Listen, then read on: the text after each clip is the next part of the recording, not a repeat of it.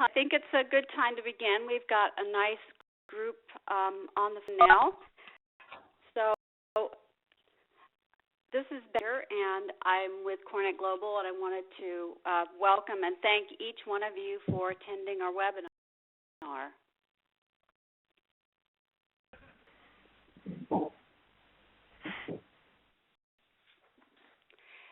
Today, I have with me as my co-host is Hurt, who's the Executive Vice President of Education and Engagement with Velvet Chainsaw Consulting, and I'm Binder, Senior Director of Content Development for Cornet Global. I had the pleasure of exchanging a lot of emails with you, and glad that you're here on this webinar, and we thank you for attending. You as a speaker at the summit is critical, and we simply could not hold the summit without you. So please know how much the contribution of your time is appreciated. Energy and your passion for professional growth is really to be commended. So thank you for all that you have done so far and will continue to do to make the summit a great success. By now, we're well on the road to Amsterdam. We're less than a month away. And take this time with you to share some things about what's new with the summit, to help you understand what to expect, and most importantly, to devote time for Jeff, who will be sharing how you as a speaker can help our delegates learn more, be able to retain their knowledge more, and then be better able to apply it. Jeff's deep knowledge and understanding of the principles of adult learning and some of the research on how our brains work and how that translates into helping adults learn. He'll be very good at helping all of us understand how we can be more effective with what we're doing within the summit. So, and our goal really with this summit is to make it into such a great learning experience that everybody gets a long-lasting value by being able to learn a tremendous amount, not just learn that, but retain it and then be better able to apply it when they go back to the office and be better able to share best practices, the things that they've learned from you, and be able to share that within their organization. But before I transition to Jeff, though, let's cover a little bit more on the summit. Some quick facts.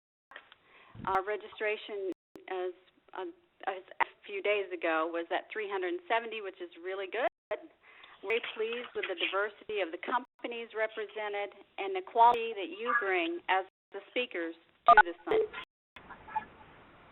A contributing factor to the facts listed above is the Summit Advisory Panel, which are volunteers who have worked behind the scenes for the better part of a year to develop an excellent summit experience for you. They're recognized at the summit, and I encourage you to thank them for their good work.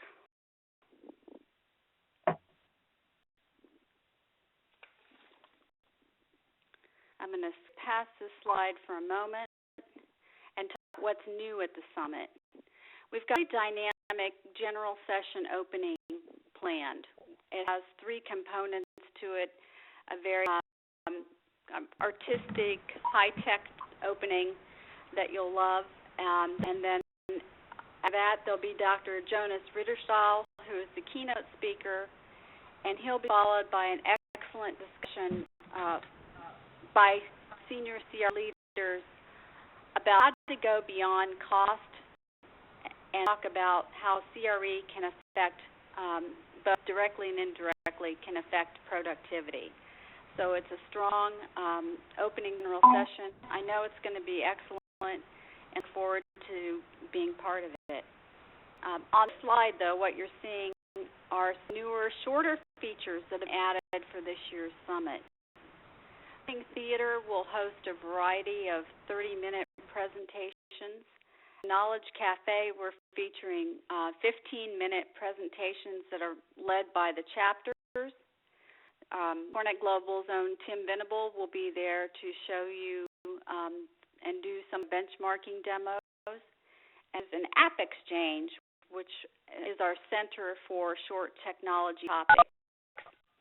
So some of the feedback that we've gotten is that there should be more time for networking. So 3 times during the summit schedule, we have this expanded 1-hour time where we'll be running these 4 areas that you'll see and having break time. So the delegates will have a lot of options to choose among, and we look forward to just a great experience as offer all these different opportunities and more flexibility within the scheduling.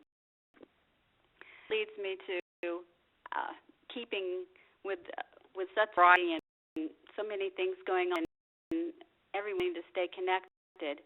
Any way to do that is the app. So you're seeing some of the features and things that you can do with the Summit app come on your screen. That can be downloaded now, and will be regularly updated all the way through the Summit. And speakers, I do want you to please ask you to download it, to use the app, and to encourage when you're at the Summit to encourage others to do so. We introduced the app last year. It had some technical difficulties. We're not planning on experiencing it this time. We've done a lot to work on the app and make it the tool that really helps connect people, makes it your planning and scheduling easy. And so please do download the app. And if you'll note the second bullet point there about evaluations, that's a subject that's near to my heart. We're going to have all of the evaluations online, so it's important that you, as a presenter, download the app and familiarize yourself with where the evaluations are so that you can help the people in your session how to evaluate your session, know how to use the app, and and that you're prepared to do so easily.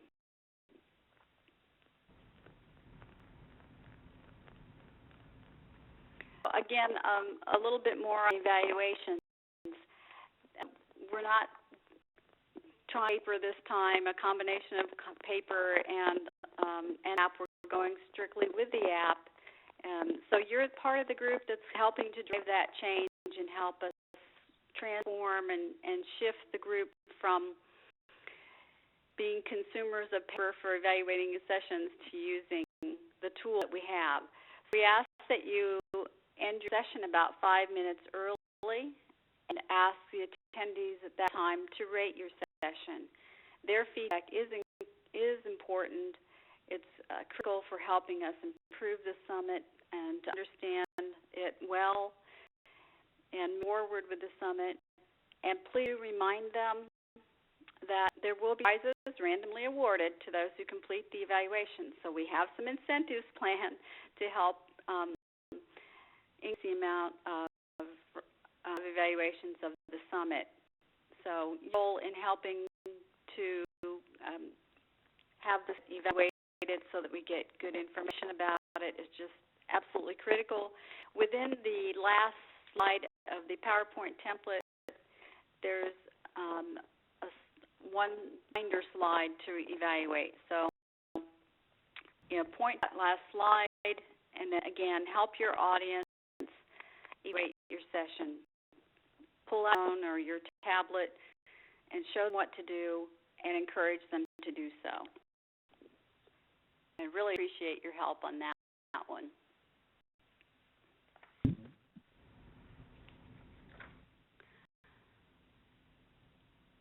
Final steps to consider. If not registered, please do as soon as possible. We know that there are still some speakers who haven't registered. We want to make it easy for you so that you're not standing in line at the Summit.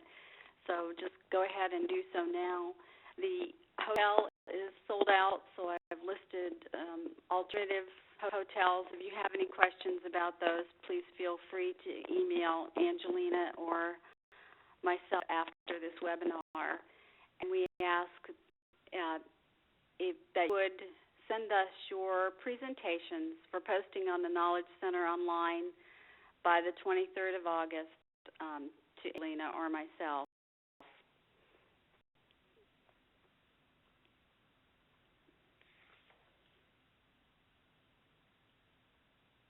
I'm going to go back a bit before I introduce Jeff to this slide here on transforming the summit, because I think this is really the critical part of this whole webinar and gathering you together is the discussion around transforming the summit, because we all have a role in doing so. But as a little background, during the last 18 months, we've been working to transform the summit by thinking about it holistically from delegates' perspective and plan and create a really great summit experience from the very beginning to the end. We've been incorporating and building in more best practices. We've been experimenting and trying different things. And really underpinning of the transformation is acting upon what we know to intentionally help the delegates learn more and be better able to apply what they've learned. This is really the heart and center of the transformation. And the transformation is within the hands of each of us as we strive to increase the quality and effectiveness of the summit experience. So in just a few moments, you'll hear from Jeff about how to increase audience engagement, participation, and learning. Jeff is an expert in adult learning. He works with organizations to help them with conferences to make it more engaging and increase the effectiveness of what they're doing. Jeff is he's been a terrific person to work with. He's brought a lot of great ideas. He's worked in the conference field for over 20 years. He's spoken to groups of all sizes. He's excellent coaching and helping you be more effective presenters. And so at this point, what I'll do is I'll transition to you to make you the presenter and give you the opportunity to help us in the ways that I know that you'll be able to. And thank you, too, Jeff, for all that you've done for us. It's very much appreciated. Thank you, and appreciate it very much. And sorry you guys heard a phone in the background there. Good afternoon, good evening, wherever you are in this world. And I'm just going to wait for Becky to show me over so we can get to my slides here. I love what Becky said about transformation and transforming events. And I think that it's extremely critical that we start thinking about the experiences that we have at events and can actually be more transformational. So let's see here. Becky, presenter, right? Yep. My screen now? No, I'm saying thank you for attending a Cisco WebEx meeting. Okay. Let's see here. All right, to share my screen, I can't know where to do that. Let's see.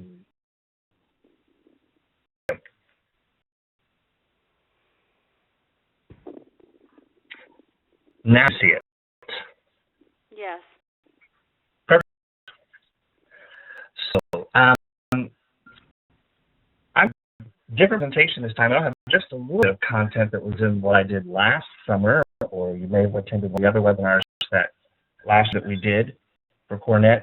And so this is going to come at this from a different angle to try to give you some more tips and not to repeat too much information. But this is really about helping you become that rock star performer, that rock star presenter that audience really love. So how to create stellar presentations. Thank you for your time. Thank you for volunteering to speak for Cornet. And without you, this conference will be moving forward. And I love the whole thought about the conference being a transformational event. Transformational for people where they walk away with attitude changes, behavior changes, and maybe a new set of skills. So thank you for being here this at a time. We know there's plenty of things you could be doing. I would the presenter to the agreement or make an agreement with you. Hope you make the same agreement with me. And start off by believing the law of the click. Presentation isn't meaning you need to get bored. You click right on here and do what I need to do. I'm sure some of you will be multitasking as we go through this. We seek first to understand during this presentation. I'm declare it's a safe space to agree, disagree, ponder, question. So here's a little about me. I'm going to just kind of go through this rather fast. This is how I feel when I wake up in the mornings. I'm born in a very rural area in the mountains of West Virginia here in the United States. For the nonprofit sector as bed for more than 2 years, primarily director of education and events. My background is actually in education. And my postdoctoral work is in the study of andragogy, and is the study of how adults learn.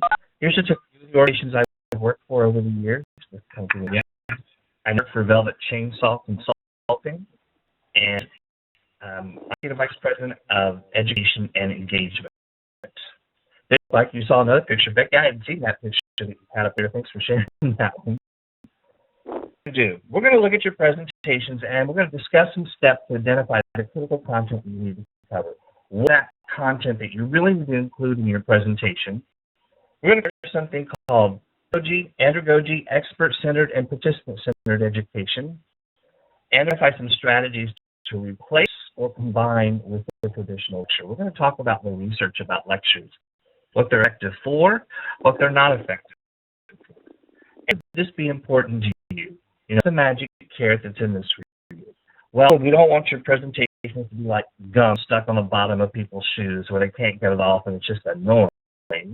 But that your presentation provides some stickiness, actually needs, and that people retain what you have to share. That the information is so valuable, so relevant, that it sticks with them, that they're able to take it back to the office and actually apply it. So I'm going to start off with a question for you. The difference between a report and a presentation. Think about that for just a second. Is the difference between a report and a presentation? Obviously there is. And reports are exhaustive, written, they emphasize accuracy, they document facts and figures.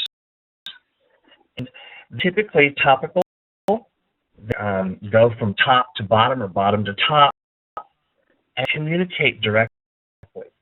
And in the presentation world, is people use PowerPoint or Keynote, if you're an Apple person, or some of the other presentation software, and create their presentation like a report. Presentations are something different. They're not actually reports. So we have to think about it from a different point of view. Presentations are explanatory. They kind of unfold. They unravel. It's oral delivery. It is supposed to be engaging. They're persuasive. They're motivating. They should be. And it alternates between fact and story. And they communicate credibly.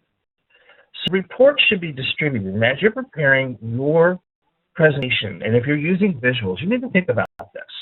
Does your PowerPoint or presentation software that you're using report? Do you have, more than 20 words on a page? On a slide? There are a lot of data there. And if it is, you need to think about it, because that's really a report and it should be distributed. Presentations obviously are to be presented. Documents often masquerade as presentations. And really don't want to do a read-along. They'll be there just to watch you read all the information on your slide, particularly if there's lots of words. So reports convey information, stories produce an experience. And what you want to do is blend in your presentation information, data, knowledge, experiences, and stories to create the perfect presentation. So you add facts and stories to your presentation. It can be layered together like a cake. And you want it like that, interspersing facts with stories from your experiences or metaphors and analogies. So I'll ask you another question. Who is the presentation that you're preparing your presentation for? Who is it for? Think about that just for a second. That presentation for? Well, it's actually for the audience. Not for you, the presenter. It's for you, the panelist. It's not you, the moderator. It's for them, the learner. It's all about the audience. Your job as a presenter or as a panelist or a moderator is to tuning for it. Your job is to adjust the frequency of your presentation to your audience. It's not to make the audience adjust to your frequency. This presentation is for them. And this is moving from being speaker-centric to learner-centric or audience-centric or attendee-centric. And your job is to fine-tune that message so that it connects to your audience's needs. Attendees at conferences come with a need in mind, with a problem that needs to be solved, and they come looking for solutions. And then to you, if they show up in your sessions, hoping that some solutions and takeaways that they can apply back in the office. And when you fine-tune your presentation to their needs, they really connect with you. And they say things like, well, that really resonated with me. Well, that time in money. That was attending. I'm glad I was there. So here's what often happens with some presentations. Start off, and they're talking about themselves. They start talking about their companies. Why would customers? Let's talk more about us. Here's what we did. Here's why it works, but it's all about us. I submit to you that you are not the hero in these situations. As the presenter, selfish approach. If presentation is really for the attendee, watch using a lot of this language. And notice I limited mine in the beginning. And you think of your audience as the hero. They're the ones that are going to implement what you're talking about. So if the audience is the hero, you place them at the center of action, and you make your presentation all about them. And your job, your role, is to remember that your success isn't on them. You need them. You wouldn't be presenting. The role is that of a mentor. Think of a mentor or a coach. And the audience will now do the heavy lifting of your content to help you reach your objectives if you put them at the focus and the center of your presentation. So talk specifically about some tangible things here. About designing your presentations. And I'm sure you've probably already met with some folks. You may already have it in your mind. You may have it done. And you have your presentation done. What I would suggest is go back and look at your presentation through this lens.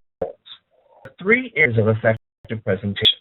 It's the content, and it's delivery. And then I say visuals is because we have research today from people like John Medina, who's a scientist at the University of Seattle, Dr. Colvin Clark, who's a professor in Arizona, Dr. Bly, who's actually from England, that visuals critical to your presentation because brain is primarily image driven. So a presentation that doesn't have visuals, then what I would suggest to you is that you ensure in your presentation that you have stories or metaphors or analogies because the brain thinks in images. So it's really critical for you to think about this from a visual standpoint. If you're not going to use any visuals with your presentation, if you're not going to use any props or you're going to use any software, content, visuals, and then it's your delivery style. So most people, when they go about designing the content for their presentation, they start with the sync method. They put things together in the kitchen sink. Talk with other people who may be co-presenting with them or the panelists. They'll talk about what they think is important. They go out and do research. They look at all the information, data that they have for their own research that they did, or that they put together in the company, and they throw it together and say, okay, here's everything that I need to present. Well, we step back and we need to start with the end in mind. You want to start by identifying the right content. And right content is the content that helps your audience succeed. And here's the lens for you. Everything that you look at, that you're putting in your presentation, you ask yourself, information is not there. Will it come to fail if they're job? And if the answer is no, it won't cause them to fail, then you have to ask, do we really need it? So let's start at the end. And the easiest thing to do is, I ask presenters all the time, and I've worked with lots of speakers. I used to hire a lot of speakers. I say, what 3 things do you want your attendees to remember after presentation? 3 critical points of your presentation that to remember. That's where you start. That really should design that presentation. Why 3? Well, the research from Medina, Clark, Dr. Todd Willingham of the East Coast, and many other scientists and education professors, is that our minds can really hook into 3 things in a 30 to 60 or even 90-minute presentation. And so those 3 things sometimes might be a list of things, but steps needed, 4 steps needed, or X might be one of the 3 things. So you think of 3 critical things, and you get your learner outcomes around those 3 things. Then build your content around those 3 points. And think about supporting ideas. What are the other things that we need to add in here? What are the other pieces of the information, such as stories, facts? And what we really care about is the of the research, or how the fact affects them in their job, and include those stories. And here's another piece that we're going to talk about here in length, is plan time for discussion. There's from Dr. Medina, Herman, and a couple others. I'm going to give you some researchers here in a minute, has shown that attention span is actually about 10 minutes. Suggestion is, coming from the cognitive psychology and neuroscience, and particularly like Dr. Donald Bly, who is from England, is that you your content into 10-minute segments. So use your whole presentation. If you've got 3 points, and you've got a 60-minute presentation, we know 5 minutes of it needs to go to evaluations. You're probably going to spend 3 to 5 minutes setting up the presentation. So let's think about the other 50 minutes. You want to get into 10-minute sets. And you want to anchor those segments with stories, the important points, what you want them to remember, and then after that, do another 5, 10 minutes, or even just 2 minutes of audience discussion. And audience discussion, I don't mean one person answering a question that you've posed to them and talk on the mic. I'm thinking about peer discussion. Throw a question and let them talk with the neighbor on the right or the neighbor on the left about information. So it's really critical to get into this on why the discussion piece is so important if you want your audience to learn something, you want them to remember it. So here's a question for you. Why is the majority of association education, and we put in there, why is the majority of institutionalized education, both face, F2F is face-to-face and online, didactic and person-centered? Didactic means as they're talking head. It makes sure. So think about that for a minute. Where did this come from? That the majority of the education that we experience at conferences is lecture, or it might be lectures with formalists. Why is it all focused on the expert? Why all about the sage on the stage? For a minute, where did it come from? What's interesting is, mostly it's the way we were taught in school. It's science. And if you think back early school days, your very early school days, I lived in Germany for a while, and I remember while kindergarten in Germany, and kindergarten is just very different than second grade. We loved about discovery. It's all about exploring. And we often moved from center to center. And every week those centers changed with new experiences and new content that we were learning. We talked about it with our colleagues, our other that were in our class. To go back even further, the education model was built upon the Industrial Revolution. Much of it was so that we could stay in a factory and work at or everybody create the same widget.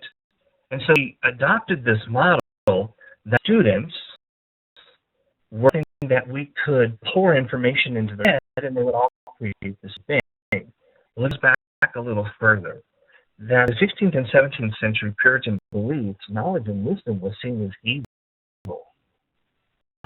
Something that was to give children to direct and limit and control a child's learning. What's very interesting about this is that children didn't know, then we could keep them in sex. That's worked out. And that's the root of pedagogy, art and science of how to teach children. What's really interesting is most of our institutionalized education, even in high institutions, in universities, in graduate school, is built upon pedagogy, how to teach children. We know that pedagogy focuses on the expert. It focuses on you as the presenter. It's all about you. It's all about the speaker. And the reason shows us that telling does not learning. If children or family members, you all know this, telling doesn't lead to learning. The old model is presenters talk, listen. Adopted this belief that learning is the best way to learn. And decide what content the audience needs to know. It's Editors first, audience second. Know my beliefs, because I ask you to put the audience at the center of your presentation. And you also know Cornet's beliefs and the transformation that's happening here. Pedagogy is the art and science of helping adults learn. What we now know from 20 years of evidence-based education, of research in the educational world, is that we are more alike as adults than we are different when it comes to learning. Pedagogy focuses on the learner first. Then help the adult learn that content. It's centric education. It's the burden off of the expert of making sure they got to cover all the content. So there's of research in neuroscience, biology, and cognitive psychology on how human brains learn. Led us to this. The evidence points to one singular conclusion. The one who does the work does learning. And you're thinking, well, what does that mean, does work? You as presenters, as panelists and moderators are doing all the work for the presentation. Ones that are thinking about what to present, you're putting in some form of an outline, you're putting together some visuals, you're talking with each other about it, you are working on your presentation. You're doing the heavy lifting. That's why the content, at the time you get to present, you really well, and you've learned it really, really well because you've done the work. Well, you haven't done the work yet. So room. And let me give you an analogy that will really help you. Concept of learning. And you have to ask yourself, is our presentation there to help the audience learn, help them retain this information, learn from our mistakes and our successes, or are you just giving out information for information's sake? If you're giving out information for information's sake, ignore everything I'm saying. If it's really about attitude change, behavior change, or learning some new skills, then we need to focus in on this. Learning is not a conduit. It is experts have an idea, they share it with the audience, then the audience has it. All the presentations that you sat through. They looked it to you. Did you room with it? Pass the test afterwards. Implicit in this process is that learning is passive.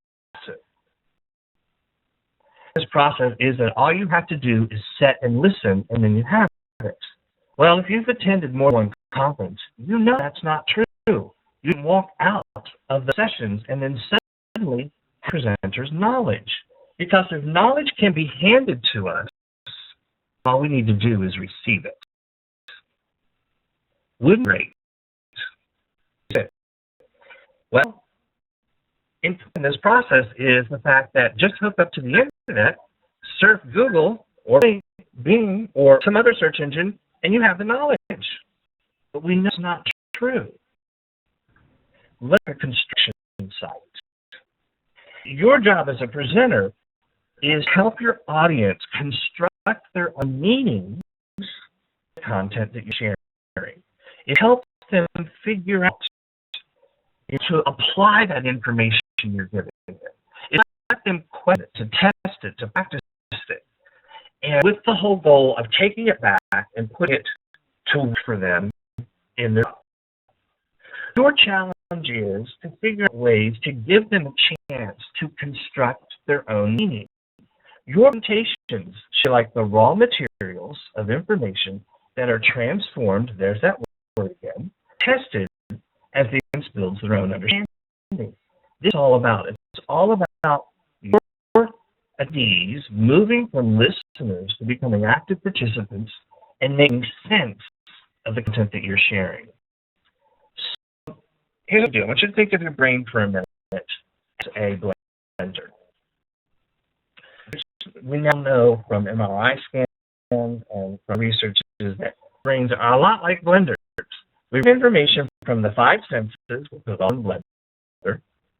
We hit the blend, and it goes splat. It doesn't go to a black recording box in our brains. It goes all different kinds of areas of our brain. And is pull the information back from the areas.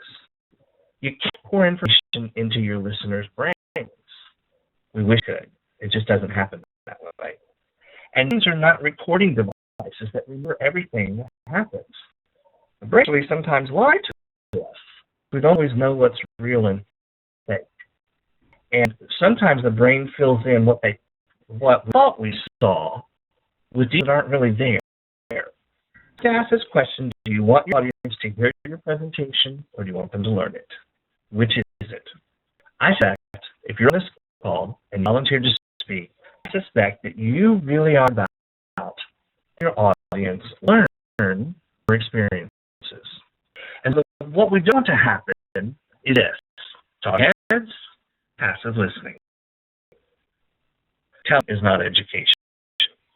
Let me just give you some facts, studies, to show you the art of a lecture. 2-minute lecture at Berkeley in 1991. Only 20% of the students read the information, read some information. 8 into the lecture, only 15% of the students were paying attention. 15% is the poorest method to promote thinking and action. And none of the experiments, says Dr. Donald Bly. None of the experiments. Dr. Donald Bly has a book out that's called What's the Use of Lectures. He has 24 pages of documented research on how lectures don't work to learning. In other experiments, lectures fail at developing attitudes, behaviors, and skills. This was our business. We wouldn't be using this as a business model.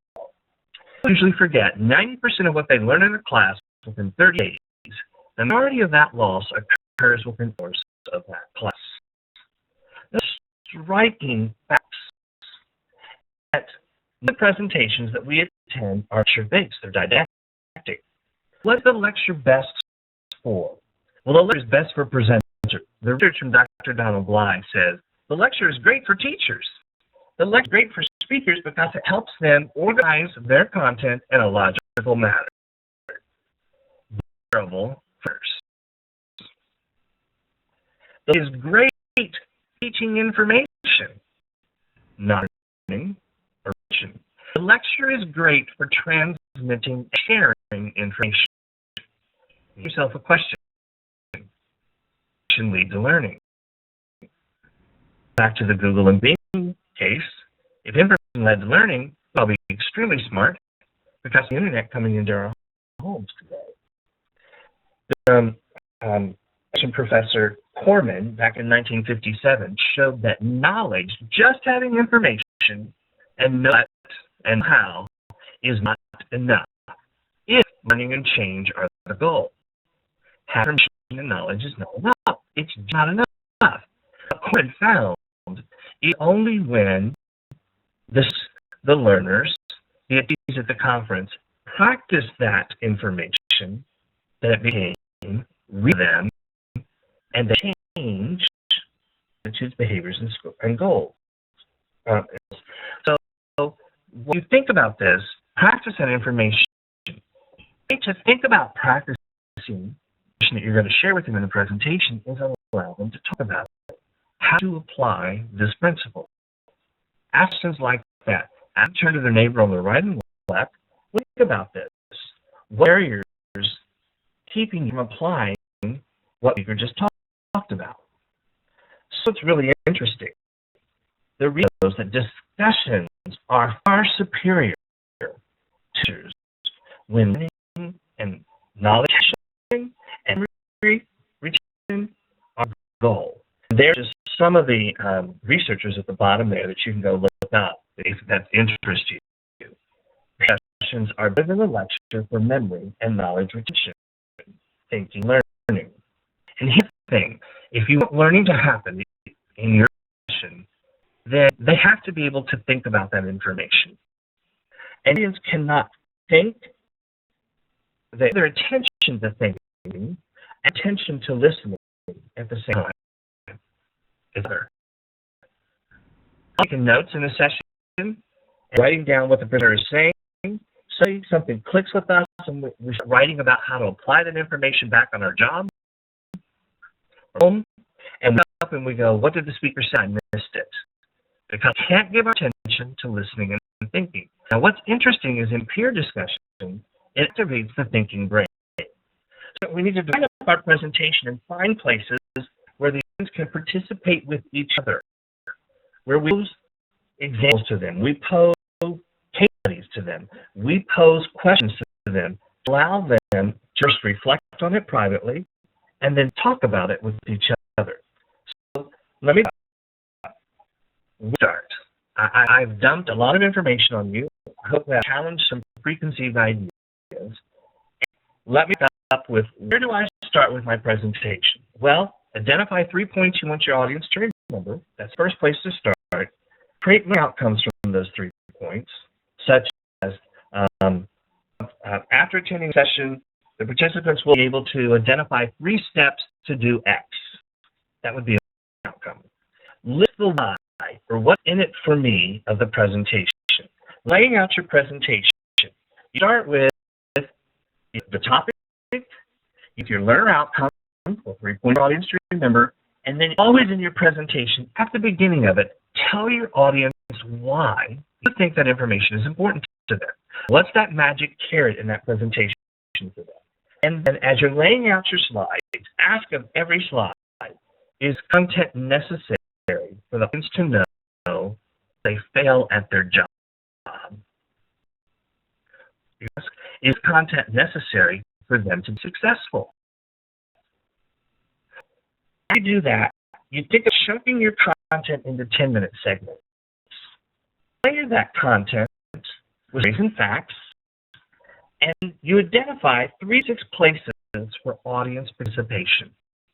3 places where you can get your audience to stop, reflect, think, and discuss. Take your questions throughout the entire presentation. The research is strong, loud, and clear that if you hold questions to the end of your presentation, you have frustrated some people in the audience. So in a face-to-face presentation, find two places to stop and say, what questions do we have? When somebody raises their hand and has a question, and here's how to handle those questions that seem to be rabbit trails that make you off the core of your content or the core of your presentation. If someone comes up with a question and you're sighing, going, oh man, that could be a lot to explain, what you do is turn to the audience and you, how many of the rest of the audience have the same question? If you would you raise their hand? If 50% of your audience has the same question, you answer it. If they don't, you turn to that person and say, let you and I have a conversation about that after my presentation, because that's a rather complex situation. And I'd be happy to answer that. Then you've satisfied at least that particular person. So, how can you combine your lecture with audience interaction? What are some more tips? What are some strategies? What are things specifically that you can do? And I also want to say, you can dedicate 10 minutes to these. You can dedicate 2 minutes for audience interaction. And the knowledge retention and the learning will skyrocket. One share. The room is set theater style. All the chairs are in rows. All you have to do is tell the audience, turn to the person on your right or left. If it's the first time you've done this in your presentation, say introduce yourself, who you work with, and something about yourself. That with, here's my question. I want you to think about it for 30 seconds before you start answering it. But turn to the person on your right or your left, in front of you, behind you, and answer the following question. That's a pair. That's easy. No bigs. That's actually something that is created by some professors in the 1980s. And I forgot to put their names up here, but I can give it to you if you want. And what they suggest is that you ask your audience to take a piece of paper and tear it in half. Or take their mobile device and actually put a mobile device, right? Draw a square or something, and to write down their thoughts and reflections about what you're saying. Then 2 minutes in, you stop and you look at your notes that you've been taking of these reflections, turn to the neighbor on your right or your left, or in front of you or behind you, and share what is it you think was really critical for you, or one you have the aha. And that's called mental aerobics. Structure taking. You actually do things like give out a one-page, you make it part of your presentation so that, Cornet may upload it ahead of time. And you have places where there might be a sentence, and that sentence is missing 2 or 3 words that are critical words, that are critical pieces of information that you need to know. Kind of leave blanks, and as they're going through, they're filling in those areas. And in your structured note-taking, you give them, you might draw a box somewhere on there and say, what is one I need to remember about X? And fill those in groups. If you have the opportunity that your room is set in rounds, and move chairs, but they'll have to put them back the way they were, you can create those groups. The reason Dr. Donald Bly, host of other professors, cognitive psychologists and neuroscientists, if you will take breaks in your lecture and you allow at least a 2-minute discussion, a buzz group, about some of the content, the retention skyrockets. The meaning is tapped. The reach shows that they can talk about what you're talking about within a span of what you're talking. When you're talking, retention is far superior than just listening to you. And an easy one to do is silent reflection. Take a 1 minute in the middle of what you're doing. Okay, I've given you a lot of information. What do you do for the next 60 seconds? Write down 1 or 2 things that you take back and apply, and actually let the room go silent for 60 seconds. Watch your watch. You'll be amazed at how to help them hook the content. So, what do you have? What do you have? Reflections. And type in questions over here in the chat on the right-hand side, where you can have your phone, or let me know. Oops, sorry. I was reading something Angelina wrote earlier. To your own, it's star 6.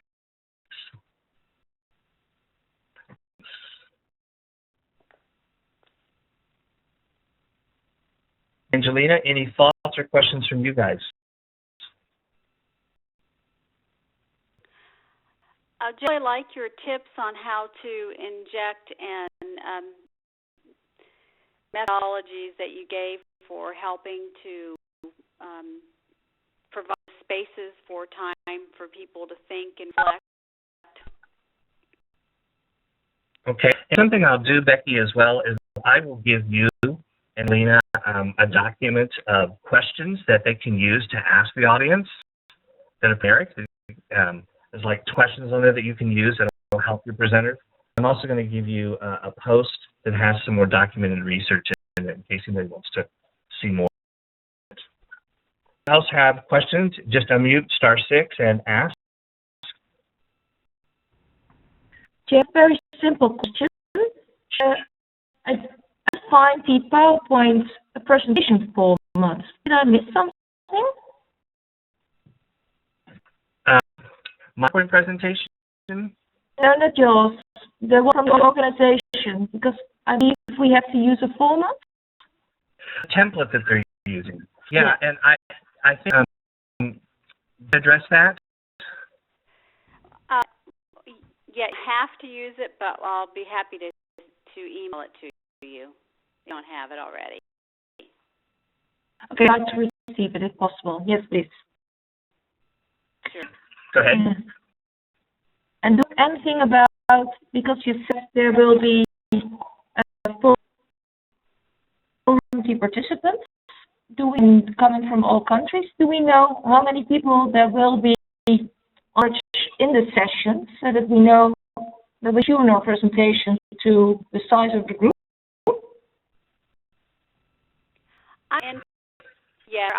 I would anticipate to think about various sizes of 80 to maybe 120. Okay. Yeah. Thank you. You're welcome.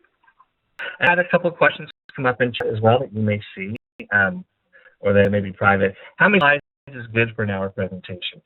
You know, that's a great question, and I don't think there's a solid answer for that. I've seen some people just 10 slides presentation, but those slides are visual, and there's not a lot of content on it, and they're used to stimulate discussion. Just in this presentation that I just did for you now, which, by the way, I will give to Angelina and Becky, that you can load yourself and go back and refer to, it has almost 8 slides in it, which is how fast I went. We are in a webinar, but I would use the same slides for a face-to-face, although you saw where I would stop when a face-to-face I have audience discussions. So how much is good? There's not a best practice there. It's all over the board. I would be putting too many points on one slide. You saw how I built on a slides where I would put 1 point and then build with a second point and a third point, all of those slides. So that's something to think about. And I used the compile at the beginning on purpose. Well, if you looked at those pictures at the very beginning, they were all kind of circus or fair type related pictures. And I was actually trying to tag a small theme within a larger theme there at the very beginning. Yes, the presentation's recorded, right, Angela and Becky, right? This is recorded for others to see, correct? Yes, it is, and we post it online. Okay. Here's what I did, and you can keep typing those questions in. I'm just going to go through here. We looked at the steps to identify critical content to cover. Do you see how I'm putting out my learner outcomes here? We heard and contrasted pedagogy, andragogy, expert-centered, participant-centered, and identified a few strategies. I didn't want to overwhelm you with too many. Place or combine with lectures, just a few. I want to thank you again, and what other questions do you have?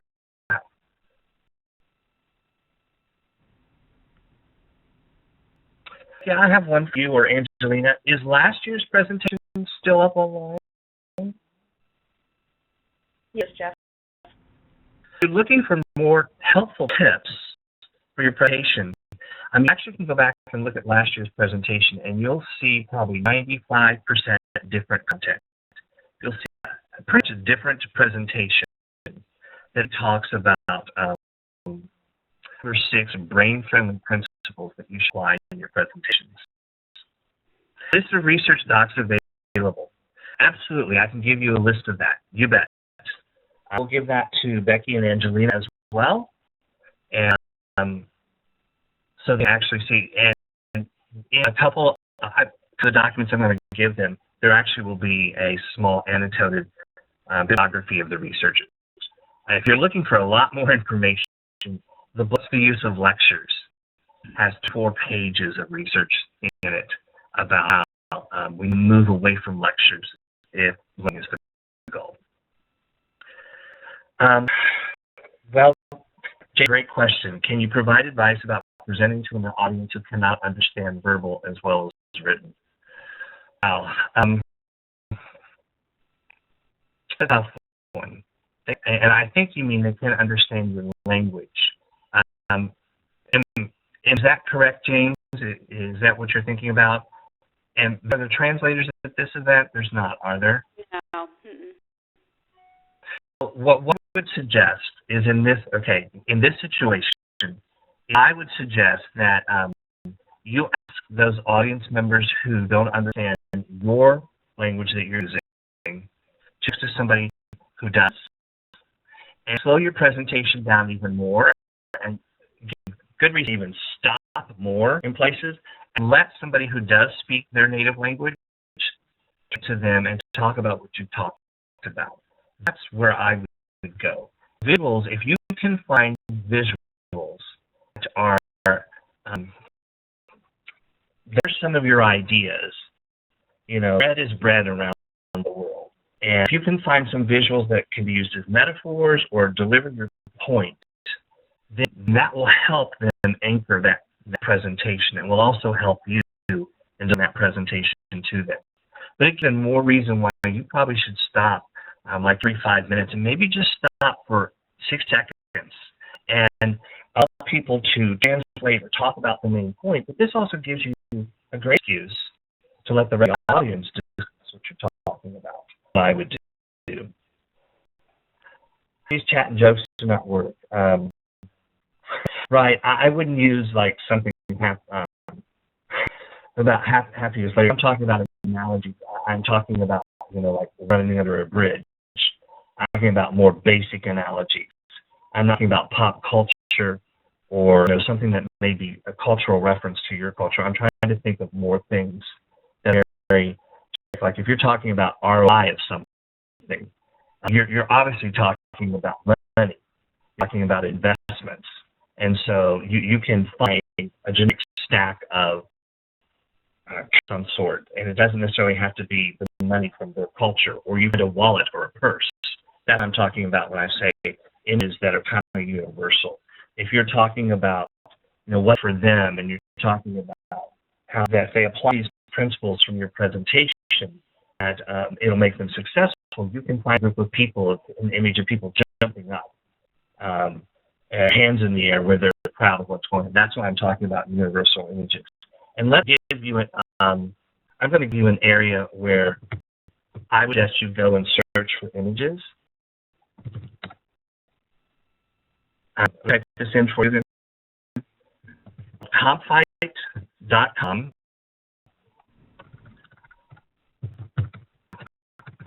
And go to compfight.com. And then inside, and I just forgot what it's called. It's called Creative Commons. That button on the left-hand side when you go to Compfight. When you go to Compfight.com, there's a search bar. You put a tag word in that search bar. It'll take you to another page, and the images at the top cost money. But you'll see a dotted line. The images underneath it don't. And on the left-hand side, if you'll click the words Creative Commons is a universally accepted term for images that are not copywritten that I've allowed you to use. All of my images today came from Creative Commons, from Compfight, which searches Flickr. If you do that, you might be able to find some more universal images. The only thing I suggest you do is at the end of your presentation, you just kind of list the people who actually gave you permission to use their slide. But they're a great takeaway if you're looking for striking images like that I've used. Hopefully that helps you.